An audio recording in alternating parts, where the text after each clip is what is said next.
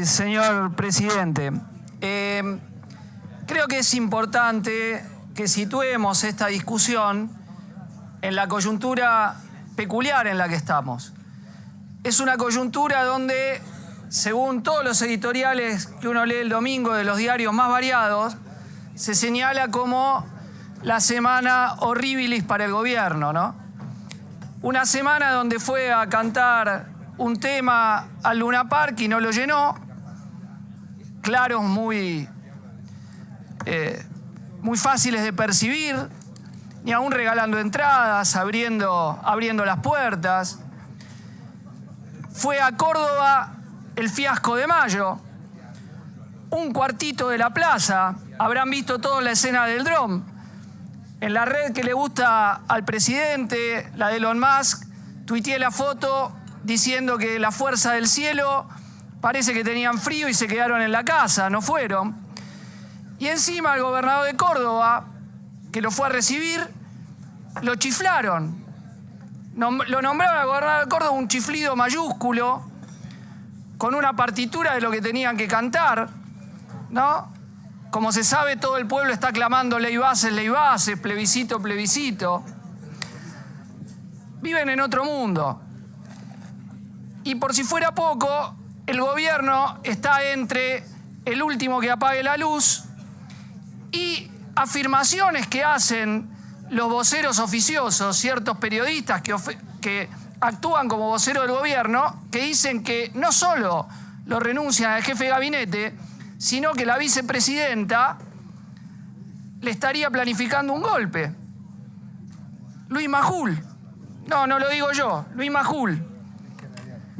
No lo decimos ni a la Izquierda Diario, nada. Uno de los voceros oficiosos en el sistema de difusión del gobierno.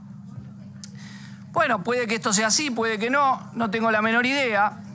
Lo que sí sé es que las políticas brutales de ajuste están acrecentando la oposición social entre los trabajadores, las clases medias, en el AMBA, en las provincias. En todo el país crece la oposición al gobierno y ahí crecen sus dificultades. La realidad por la que se va a pose es porque el plan inicial del gobierno viene tropezando, 6 meses sin ninguna ley, la economía cayendo a pasos acelerados, mes a mes se dan cifras cada vez más espeluznantes, 8,4 marzo, ya en la industria estamos arriba del 9 en abril, según los primeros datos que salen. Crece el riesgo país, se le fue a más de 1.400 puntos. El dólar, 20% en muy pocos días, los dólares no oficiales. Es decir, una situación donde lo que el gobierno planteaba como controlado a cambio del ajuste se les está descontrolando. Y señalo esto porque en ese marco de un gobierno que está mostrando que todo su plan de ajuste es una catástrofe, hay algunos que se empeñan en sostener al gobierno, ¿no? A un gobierno, insisto, que ante todo mantiene un discurso completamente hipócrita. Fíjense ustedes, señores presidentes de ambas comisiones, que acá se ha sostenido que hay que bajar el impuesto de bienes personales y lo han votado un montón de diputados y diputadas. Entonces, para bajarle el impuesto a los que tienen departamentos en Miami y en Punta del Este, hay plata. Para el FONID, que los docentes ganen un poco más, no hay plata. Para no enviar la comida a los comedores populares, no hay plata. Para darle exenciones impositivas a Galperín, hay plata. Para el salario de los docentes universitarios, no hay plata. Para proponerle a grandes corporaciones bajarle la cuota del impuesto a la ganancia con el RIGI, hay plata. Por eso digo que en este punto, es uno, el que estamos discutiendo hoy, se concentra parte de la hipocresía de todo el discurso gubernamental, que es plata para los que están forrados en guita, hay, y cada vez le damos más. Plata para el pueblo, nunca hay, y le sacamos cada vez más. Entonces, no vengan con lo que significa presupuestariamente, porque ustedes están planteando en todo el ordenamiento que han dado de decisiones que ha tomado el Ejecutivo y de leyes que están tratando de terminar de votar en el Senado, recortes a los más ricos. Y además, con algo que ya estaba presupuestado y que ustedes lo pisaron. Entonces, está esa plata. Lo que pasa es que ustedes la quieren dirigir hacia otro lado. A las exenciones impositivas a Galperín, a las corporaciones mineras, al pago de deuda, que eso es sagrado, a negocios para los bancos, pero nunca para satisfacer las necesidades populares. Entonces digo, primer concepto que me parece que hay que dejar completamente claro, no solo es justo el reclamo, sino que hay recursos para el reclamo. Lo que pasa es que ustedes lo quieren llevar a otro lado, esos recursos. Y en el mismo sentido de la hipocresía, va el hecho de que, estamos planteando una recomposición ultramódica para los salarios docentes en que se mantenga el FONID. El FONID no es ninguna panacea. El FONID, ustedes saben cómo surgió, como un producto del fracaso de la política de los 90. Primero se quiso financiar con el famoso impuesto a los automotores, después fue variando de gobierno en gobierno. Cetera levantó en ese momento la carpa para ofrecérsela al gobierno de la Rúa cuando recién subía. Fue cambiando, a veces sube un poco más, a veces un poco menos, pero hoy es entre el 8 y el 15% más o menos del salario docente según la provincia de la cual hablemos.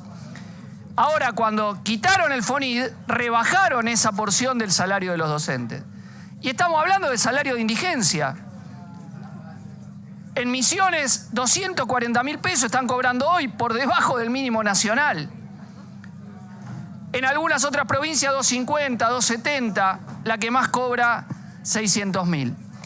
Y esta diferencia de salario son una muestra de a dónde llegó el cambio legislativo que se hizo con el sistema educativo en la década que el gobierno tanto celebra, que es la década menemista. ¿Quiénes enfrentaron la nefasta Ley Federal de Educación? Los docentes, los estudiantes, las familias. Me acuerdo haber marchado en 1992 contra esa ley. ¿Qué decíamos? Que iba a terminar en un desastre. ¿Qué hicieron? Transfirieron las escuelas y los recursos. ¿Y eso qué produjo? Una desigualdad educativa brutal en todo el país. Vos podés ser un estudiante en alguno de los 24 distritos del país y la inversión que va a realizar el Estado por estudiante es completamente desigual. Y eso no tiene que ver con los presupuestos, con lo que dedique al presupuesto cada provincia. Hay provincias que le dedican mucho más de su presupuesto de educación y sin embargo lo que termina yendo por estudiante es mucho menos que otras que le dedican mucho menos recursos de su presupuesto de educación. Porque el Estado Nacional no garantiza que la inversión por estudiante sea la misma, de ya uno podría decir el costo de vida es relativo, bueno, aún teniendo esas condiciones para adecuarlo, a lo que requiere cada uno, viva en Jujuy, viva en Tierra del Fuego, viva en la ciudad de Buenos Aires, viva en la provincia, viva en Córdoba, viva en Santa Fe o en cualquier otro de los 24 distritos. Entonces acá desde entonces nunca hubo la voluntad de nacionalizar el financiamiento de la educación y que sea equivalente por estudiante independientemente del lugar del país donde uno nazca. Lo único que hay son compensaciones mínimas al ingreso de la docencia, pero son muy bajas esas compensaciones. Fondo compensador cuando no se llega al mínimo y el FONID como criterio general. Entonces, ¿qué está haciendo este gobierno en materia educativa? Está agravando lo que ya era malo, porque está cortando esa débil compensación de entre el 8 y el 15% de salarios bajos que es del FONID para el ingreso docente, o sea, un recorte nominal al salario docente, y no está planteando de ninguna manera garantizar la igualdad educativa para todas y todos los estudiantes. Digo, tampoco lo hicieron los gobiernos anteriores, ¿no? Y tampoco cumplieron con algo elemental que era el 6% del mínimo del PBI destinado a educación. 2 veces desde que está esa ley solamente se llegó al 6%, ¿no? Del PBI. En campaña el gobierno anterior decía lo vamos a llevar al 8%, pero mientras fue gobierno nunca lo llevó al 8%, para poder cumplir en todos los niveles educativos con una inversión mínimamente discutible. Pero bueno, esto no se ha querido hacer, ¿no? Entonces, estamos acá en un punto donde dejar que no se dictamine del FONID, digamos, es ser responsable de esta lógica de para los ricos hay plata y para el pueblo no hay un mango, que es la lógica con la cual se está gobernando. Todo el que no quiera dictaminar, bueno, está jugando para ese lado. Está jugando para decir que le recorta a las y los docentes.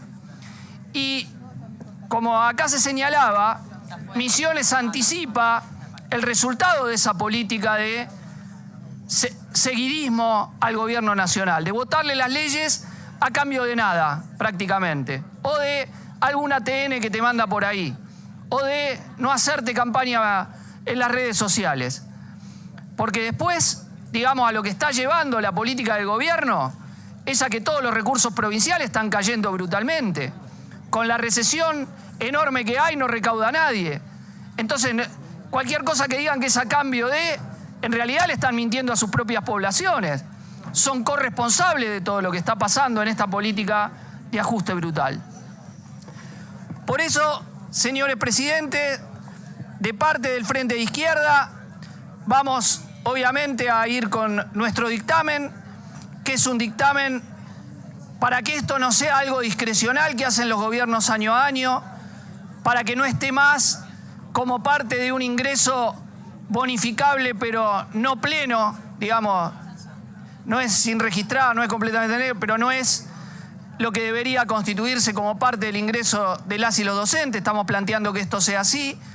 Estamos planteando que sea parte de una verdadera recomposición del salario de la docencia y estamos enfrentando una política, y esto es el último concepto que quería transmitir. Acá hay un relato sobre la crisis educativa que ha construido la derecha, que le echa la culpa a los docentes por pelear. Dice, el problema, y lo he escuchado varias veces acá al presidente de la Comisión de Educación decirlo, el problema del sistema de educación es que los gremios secuestraron la educación y es culpa de los sindicatos docentes la caída de la educación pública.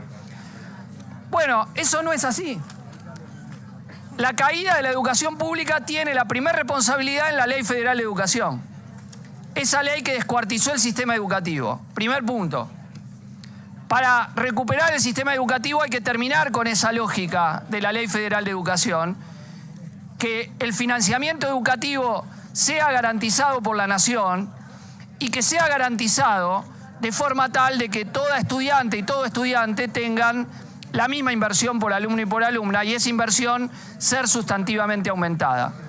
Segundo punto, si ustedes quieren menos ausentismo docente, no hagan trabajar a las y los docentes doble o triple cargo. ¿Sabe por qué crece el ausentismo docente? Crece porque cuando vos estás 8 y hasta 12 horas frente a clase, la voz se te cansa. Tenés que lidiar con toda la crisis social en el aula. Y después que llegas a tu casa tenés que encargarte de corregir reuniones de padres, etc. Y esa es la realidad que vive gran parte de la docencia. Porque con un cargo de 4 horas, que significa otras 4 horas de trabajo sin estar frente a clase, nadie vive. Entonces ustedes crean las condiciones que agravan las enfermedades laborales que tiene la docencia y después se quejan del ausentismo. Paguen los salarios que corresponda y van a ver cómo cae el ausentismo docente, automáticamente, porque no hay necesidad de cubrir doble o triple cargo, que es lo que ocurre hoy en la actividad laboral de miles de nuestros compañeras y compañeros en todos los distritos del país, ¿no? En todos los distritos del país. Entonces, acá hay una inversión de la responsabilidad. La responsabilidad de la decadencia educativa la tienen los gobiernos que no ponen los recursos que hace falta para educación, que cumplen a rajatabla con lo que les impone el FMI de ir licuando los fondos que van para satisfacer las necesidades populares, ya sea las jubilaciones, ya sea la salud, ya sea la educación. Y después quieren culpar a los que han peleado, a las que han peleado por evitar esa decadencia. Si hoy no tenemos salarios peores porque la docencia luchó. Si hoy no tenemos infraestructura peor es porque la docencia luchó, la peleó y logró arrancarle algunas cosas. El FONID mínimamente es algo que la docencia tenía ya en su ingreso y ustedes se lo quieren sacar. Insisto, no porque no haya plata, sino porque esa plata se la están dando a sus amigos, a los que fueron a Yao Yao, a los grandes empresarios, que son los que están sosteniendo la política de este gobierno. Por lo tanto, señor presidente, vamos a firmar dictamen. En nuestro caso, un dictamen propio del Frente de Izquierda. Vamos a estar acompañando la lucha de las y los trabajadores. Vamos a estar mañana junto a los gremios del neumático contra los despidos y vamos a estar sobre todo movilizando contra esa nefasta ley Bases, en la cual ninguno de los que la ha defendido el oficialismo pudo nombrar un solo artículo a favor de los trabajadores. 232 artículos a favor de los empresarios, 232 artículos a favor del saqueo, 232 artículos a favor de que seamos colonia, más los 100 y pico del paquete fiscal, a favor de que los laburantes paguen impuestos a la ganancia, para que los que se dan la vida lujosa en yates y en viviendas en el exterior dejen de pagar bienes personales. Nada más, señores presidentes.